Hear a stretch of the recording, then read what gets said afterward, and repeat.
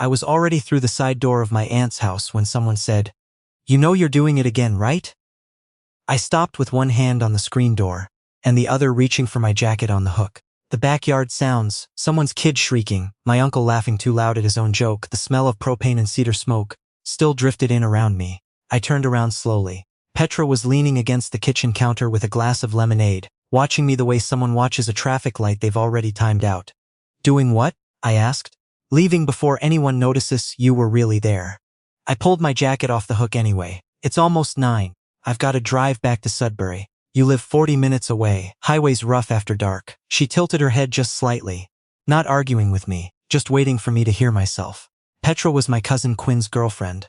Or she had been, until Quinn moved to Calgary for work 6 months ago, and the two of them decided whatever they were wasn't built for that distance. She was still around because she and my aunt had gotten close, which was the kind of thing that happened in our family. People stayed even after the reason they came had gone. I didn't know her well. Mostly I knew her from the edges of things. Dropping Quinn off after late nights out, sitting at the kitchen table with her laptop, while the rest of us were loud in the other room. Showing up to my aunt's Easter dinner last spring, even though nobody had officially re-invited her after the breakup. She had just shown up and nobody told her not to. She was 26.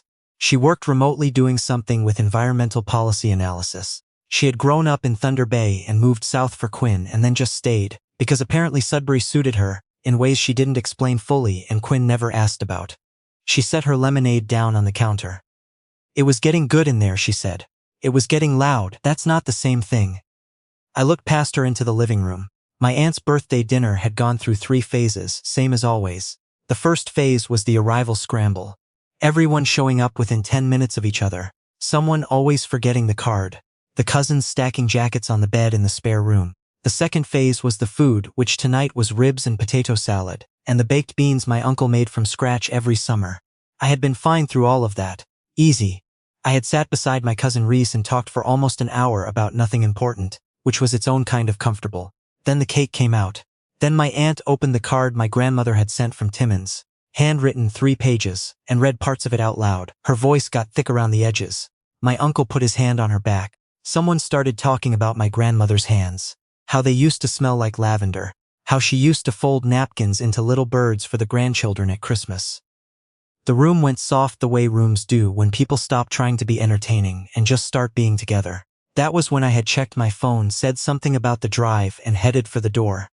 "Those moments make you uncomfortable," Petra said. It wasn't a question. "They make me feel like I'm watching something that isn't mine." "You're her nephew." "I know, so it is yours." I didn't have a good answer for that. Outside, a car alarm went off half a block away and then stopped. The kitchen light hummed. I was still holding my jacket. "I'm not going to stand here and be analyzed," I said. "I'm not analyzing you," she said. "I'm just telling you what I see." "And what's that?" She picked up her lemonade again. "Someone who leaves the second a room gets real." That sat in my chest in a way I didn't like. Her name was Petra Lavoie. She was calm in a way that didn't feel performed. That was the part I didn't know what to do with. Most people were calm for a reason. Because they were trying to win something, or because they didn't care enough to react. Petra was calm because she had decided to be, and you could tell the difference. "Stay 20 more minutes," she said. I looked at her. "That's not advice. It's not meant to be. It's a dare." I laughed. It came out more genuine than I intended. 20 minutes? Go back in, sit down. You don't even have to talk. Then leave when you want. What does that accomplish? She shrugged one shoulder. Maybe nothing. Or maybe you find out the thing you're running from doesn't actually happen. What thing? She looked at me evenly. That everyone suddenly realizes they don't want you there. I went still. Outside, one of the kids was calling for someone. A screen door banged. My uncle said something that made a group of people laugh. That particular laugh that only happens when someone says exactly the right thing at the right moment. Normal sounds. Northern Ontario summer Friday sounds. Nothing dramatic enough to explain why my chest had gone tight. I put my jacket back on the hook. Petra didn't make a thing of it. She just turned back toward the living room and left me to follow or not. I followed. Nobody made a big deal about me coming back in. Reese looked up and said, "Thought you bailed." And I said I changed my mind, and he handed me the rest of his beer because he was switching to water. That was it. My aunt was showing her friend Diane old photos on her phone, laughing at one where she had a perm she apparently hated even when she had it. My uncle was doing dishes with my cousin's husband because that was the deal in this family. Whoever cooked didn't clean. I sat on the arm of the couch and stayed 20 minutes. Then 40. Then my aunt brought out Nanaimo bars and a second pot of decaf, and I took both because I was already there. Petra sat across the room most of the time. She wasn't watching me. She was in a conversation with Diane about some provincial wetlands policy, the kind of conversation I would never follow, but she was animated in a way I hadn't seen her before. Less guarded. Like she saved a version of herself for when she felt safe enough to show it. At one point she caught me looking and gave me a small nod. Not triumphant, just acknowledging. See, I drove home after 11. The highway was fine, she texted me 2 days later. I was at work halfway through a Tuesday afternoon at the structural engineering firm, where I did drafting and project coordination. My phone buzzed in my desk drawer. Petra. 20 minutes turned into almost 3 hours. I'm impressed. I stared at that for longer than made sense. It wasn't quite a compliment. It wasn't quite a tease. It was somewhere in between, and that particular location was hard to respond to. I typed 3 different replies, deleted all of them, eventually sent. Don't read too much into it. She came back almost immediately. I'll try to keep my expectations reasonable. I didn't mean to smile at that. My coworker Sheldon looked over from his desk and said, "Good news?" "No," I said. "Just autocorrect." He nodded like that made sense. It didn't. Petra and I started texting the way you do when you're both pretending it's casual. She sent me a picture of a goose that had apparently taken over the bike path behind her building and refused to move. She asked if our firm had ever worked with the city on drainage projects near Lake Ramsey, because she was writing something about suburban runoff and needed a contact. One evening she replied to a photo I'd posted of a cracked sidewalk outside my building with, "Is that load-bearing?" And I spent 10 minutes writing back a longer answer than she'd asked for, which I only noticed after I'd already sent it. Nothing was too much. Nothing demanded more than I wanted to give, which was, I understood by Thursday, exactly why I kept giving more. My cousin Quinn called me that weekend, which was the first time we'd really talked since he'd left.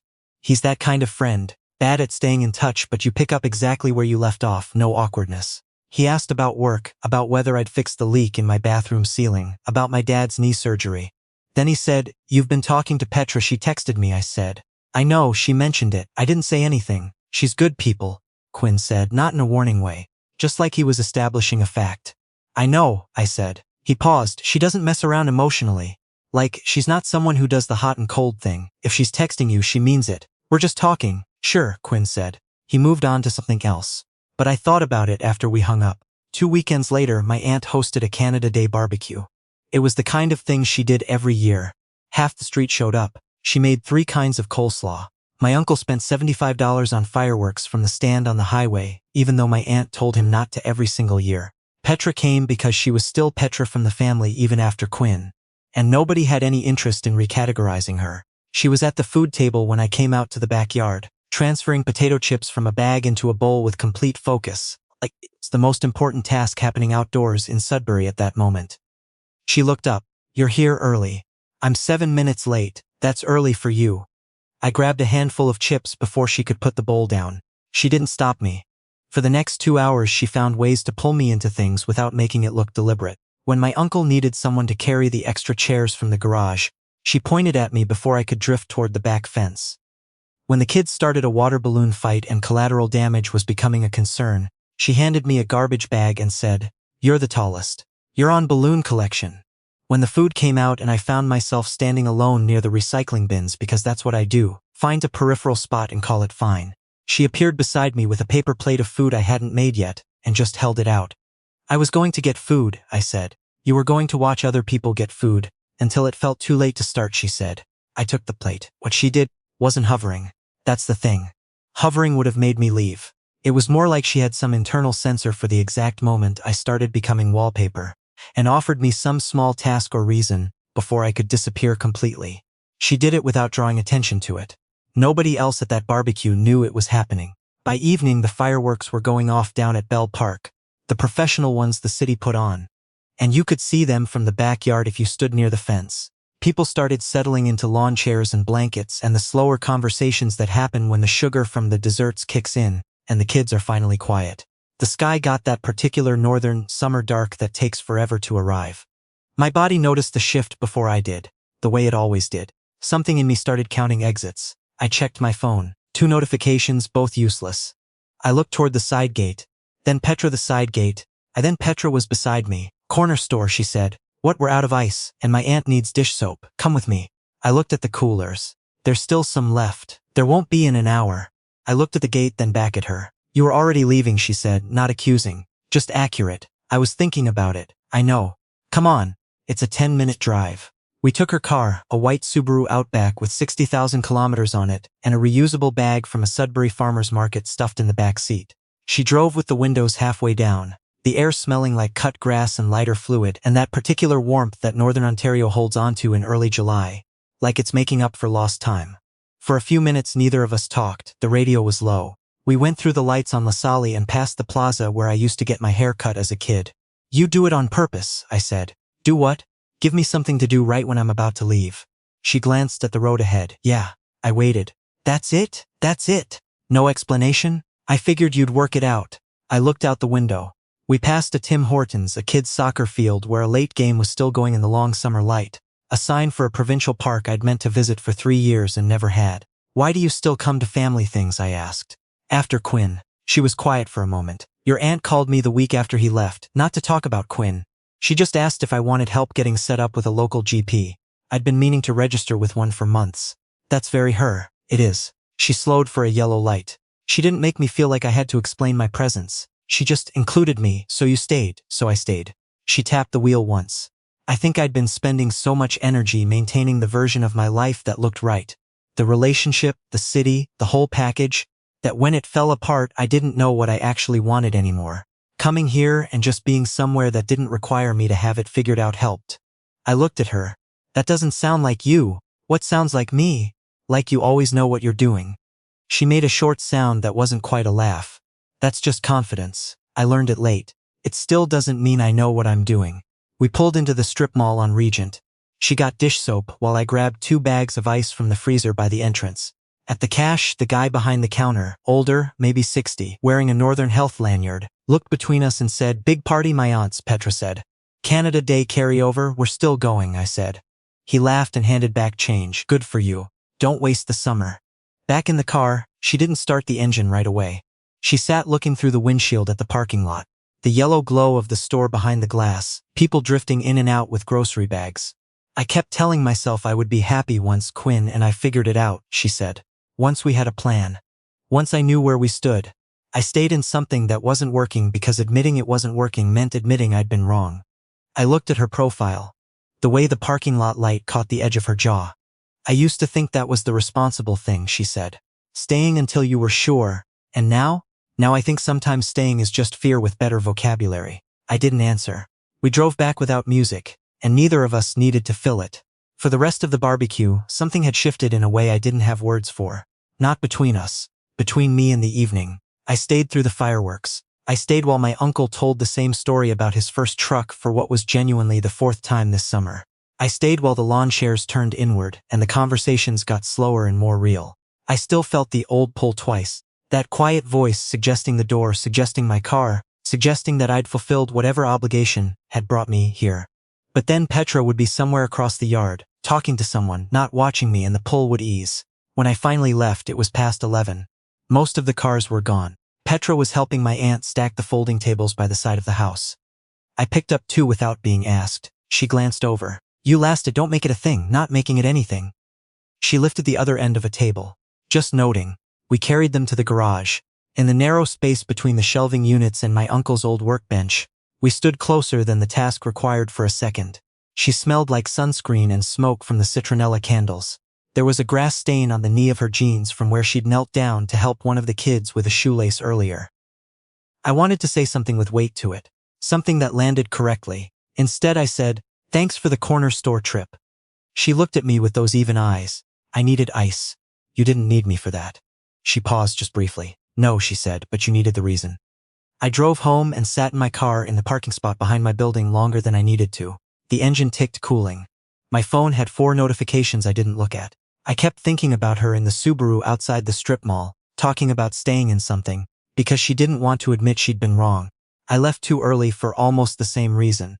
Different direction, same fear. Don't stay too long in case someone sees you want it. Get out before they can decide you're not worth the trouble. The person I wanted to say that to wasn't Quinn, wasn't my brother, wasn't anyone I usually called, it was Petra. 2 weeks later she asked me directly. Not in a group chat. Not under the cover of a favor. "Petra, there's a farmer's market Saturday morning on Paris Street. I'm going, come with me if you want." I read it in my apartment on a Wednesday night with leftover butter chicken going cold on the coffee table. Come with me if you want. Not us, not a group. Me if you want. My chest did something inconvenient. I liked her. I had been trying not to use that word even inside my own head, because once you use it you can't make it small again. I liked the way she called things what they were without cruelty. I liked her particular kind of patience, the kind that wasn't passive, that had edges and took up space. I liked that she said what she was thinking, and then let you sit with it instead of chasing you for a reaction. I liked her in her aunt's backyard. I liked her driving with the windows down. I liked the exact way she had said but you needed the reason and not elaborated. That was exactly the problem. I typed yeah what time, and deleted it. Typed sounds good and deleted that. My butter chicken got cold. I put the phone face down. I told myself I'd answer after I slept on it. After work Thursday I saw the message still sitting there, and felt something in my sternum tighten like a hand closing around a door handle. This was not a dare at a birthday dinner. This was not ice from a corner store. This was her choosing me on purpose, and leaving the door open to see if I'd walk through it, so I did what I knew how to do. I left it on red. Saturday came. I went for a run in the morning and deliberately went the long way, past the university and around Ramsey Lake, so I wouldn't drive anywhere near Paris Street.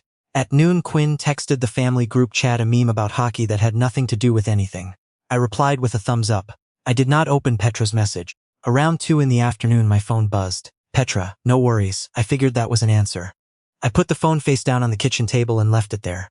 I made coffee. I stood at the window looking at the parking lot behind my building, at the cracked pavement and the single cedar tree someone had planted in the median 20 years ago, now too big for the space it was in.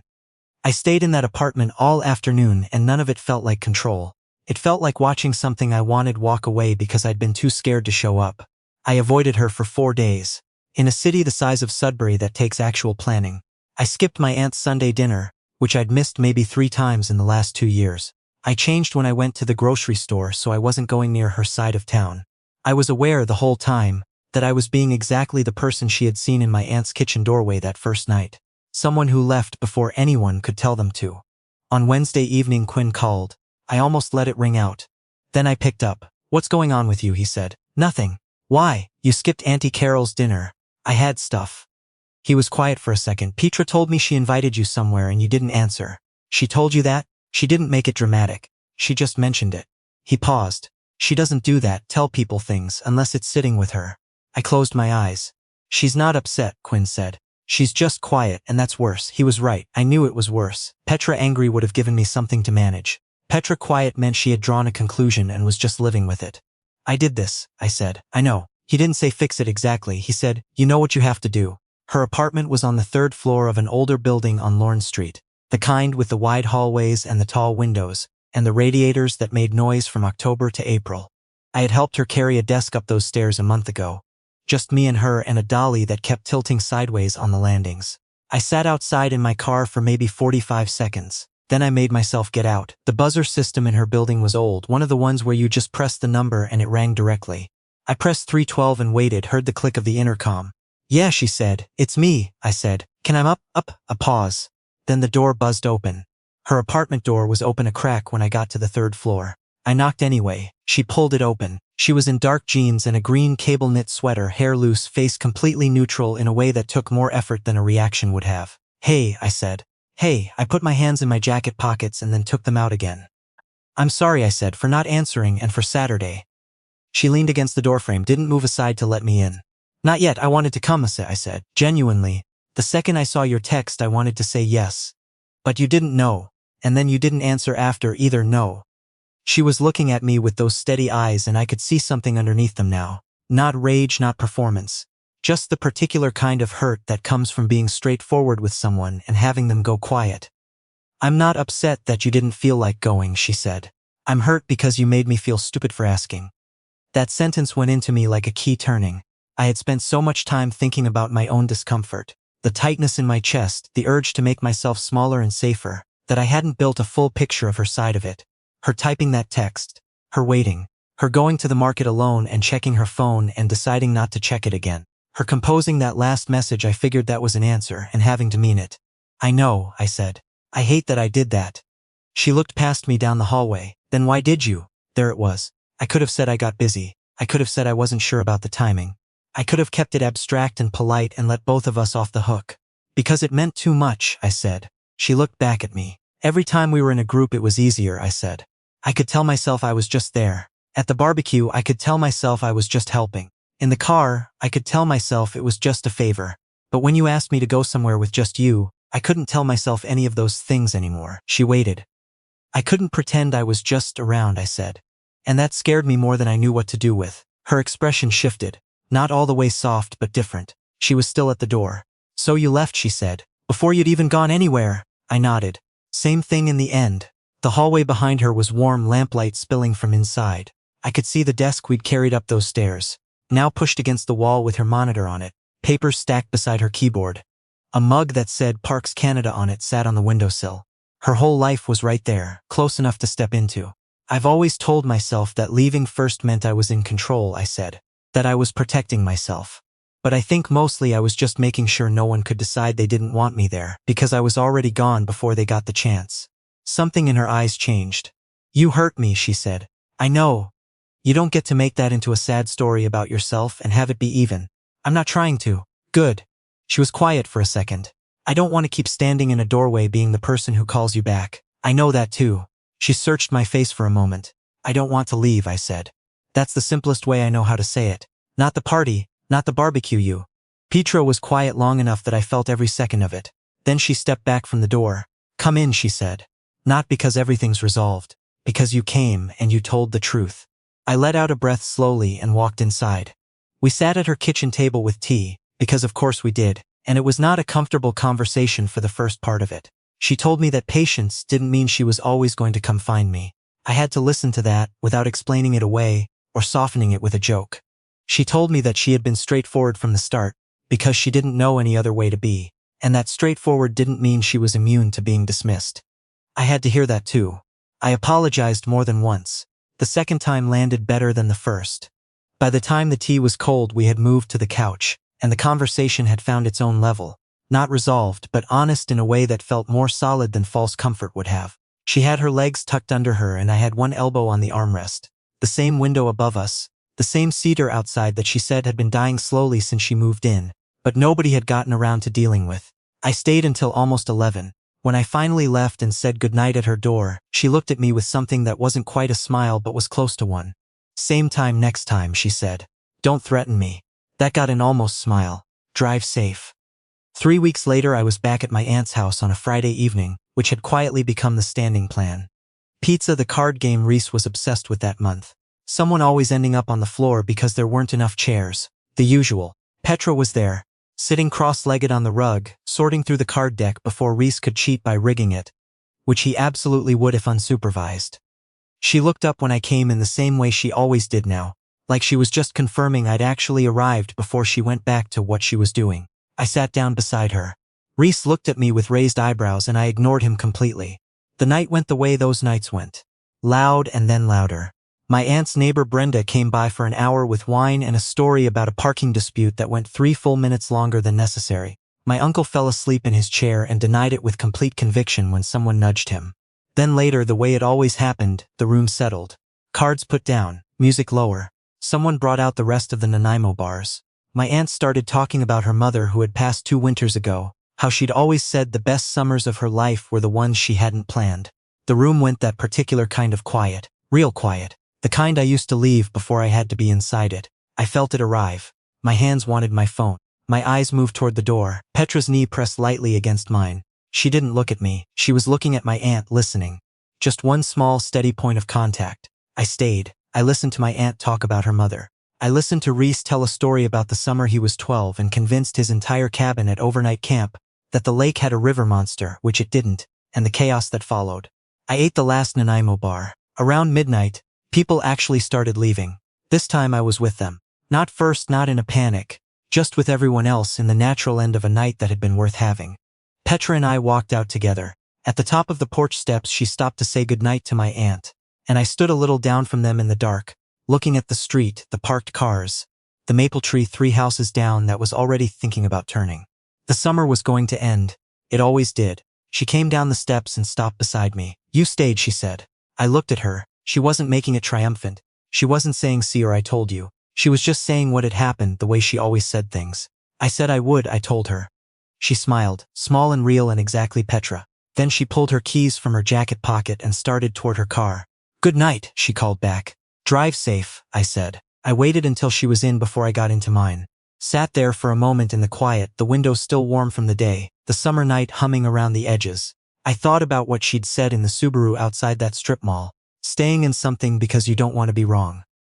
I thought about what I'd said to her at her apartment door. Same fear, different shape. I had spent years treating closeness like a door I could always close from the outside, telling myself that made me careful. It didn't. It just made me someone who watched things from across the street. I put the car in reverse, checked the mirror, and went home. But I came back the next Friday, and the one after that. Not because anyone dared me. Not because Petra called me back.